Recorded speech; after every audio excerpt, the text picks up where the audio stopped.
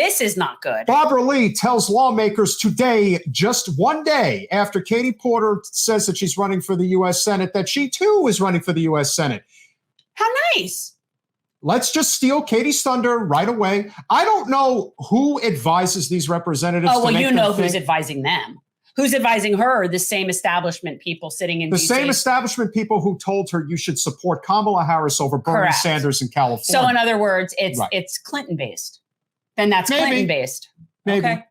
Well, whenever I hear Kamala, I just think Team Clinton, rah, rah. It would seem to me that it's pretty obvious who the Democratic establishment wants in the U.S. Senate in 2024, and that, of course, is Adam Schiff. That is, of course, assuming that Dianne Feinstein somehow chooses not to run again. She's going to be 91 years old, ridiculous. And as far as everyone knows, she has already filed to run for re-election again, which means that she'd be 97 years old if somehow she survived. It's so negligent on the part of the people around her and her coworkers and colleagues and all of that. It is so unbelievably negligent. And why do you think they don't say anything? Well, of course they want that. They want the vote and the warm body in the seat. Because if they had somebody in there that they weren't manipulable and controllable, then that's one less vote for them. And Katie Porter isn't going to get in line for them.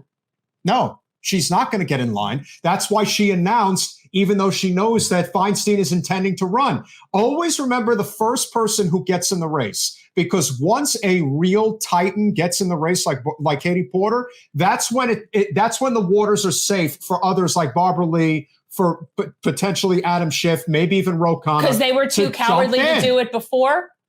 Or what? So we all have to ask ourselves, was Barbara Lee intending to run for the Senate if no one else had gotten in, with Feinstein's intention to run for re-election again? I think Barbara Lee is the kind of person that wouldn't have necessarily stepped in unless she knew Feinstein was stepping down, and that the only reason she did is the establishment needed her to go in because Katie Porter went in. We are not here to be ageist, but remember, in less than 6 months, oh my God, Barbara Lee will be 77, and she's running for the U.S. Senate for the first time in her career. So that's a 6-year term. So she'll be 83, then she'll run again, and then she'll be 89.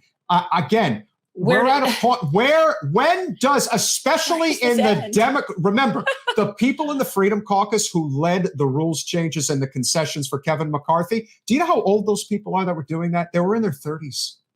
They're in their 30s. Again, I'm still stuck on the fact that I'm thinking highly of Matt Gaetz. Are you kidding me? That's how do you allow Matt Gaetz to get good headlines? This is that scumbag. Well, look, they at least got something for their vote. They got something for their vote. It wasn't for free.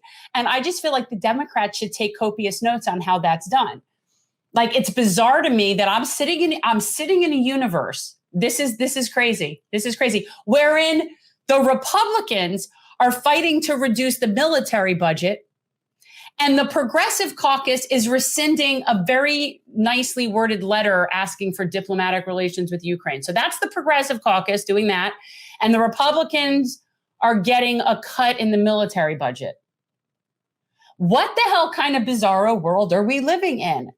And then we get crap for saying nice things about Republicans and crapping on Democrats. Give me something good to talk about. Here's all you need to know regarding Barbara Lee. She did it in a closed, I always love how it's a closed meeting with the Congressional Black Caucus, even though the intent is always to let it leak, so you know what's going on.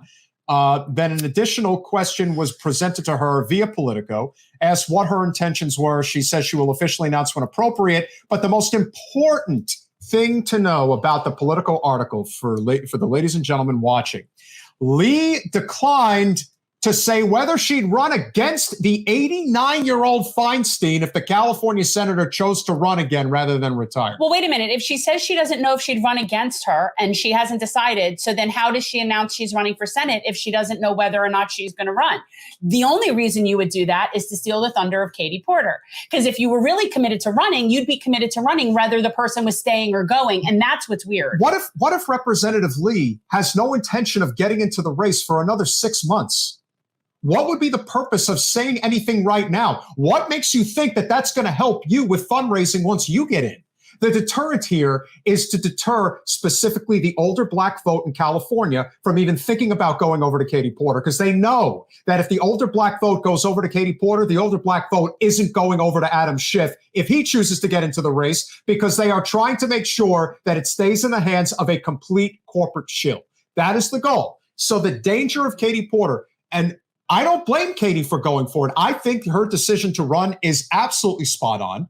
There is no question that she's making the right call. And the reason she's making the right call is simply this. She barely hung on to her congressional seat in Orange County because they redistricted it to make it even more red than it was before. And the Democratic Party left her high and dry against the GOP, which put $8 million behind a no-name candidate to try to knock her off. So, guys, it's really important. Anybody who can, help Katie Porter, because she's going to do this without corporate money. And quite honestly, I don't think we've seen a race that big be done without corporate money. If anybody can do it, it's her, because she has name recognition. I mean, Bernie presidentially, Sure. yes, but I'm talking a statewide race without corporate money. Guys, that's going to be really hard. And she has a real advantage because she's doing it in a state that has a jungle primary system.